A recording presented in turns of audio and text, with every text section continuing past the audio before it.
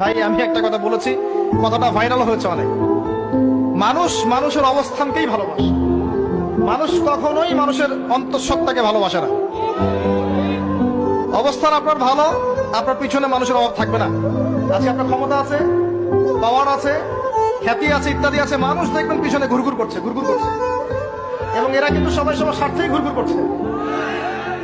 এর বাইরে আল্লাহ পাক কিছু মানুষের মনে আল্লাহর পক্ষ থেকে মহব্বত দেন, এটা আলাদা বিষয়। আপনি মানুষকে সন্তুষ্ট করতে পারবেন না। পরিবার, বাবা মা, ছেলে মেয়ে, বউ বাচ্চা, কাউকে সন্তুষ্ট করতে পারবেন না। 100% আপনি কাউকে সন্তুষ্ট করতে পারবেন না। সারা জীবন করে যাবেন, আপনার বিরুদ্ধে অভিযোগ থেকেই যাবে। শুধু আল্লাহ রাব্বুল আলামিন অপেক্ষা করে বসে আছেন, আপনি কখন তওবা করে তার দিকে ফিরে আসবেন।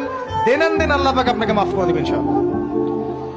আল্লাহ পাক বলেছেন, শোনেন, ইল্লা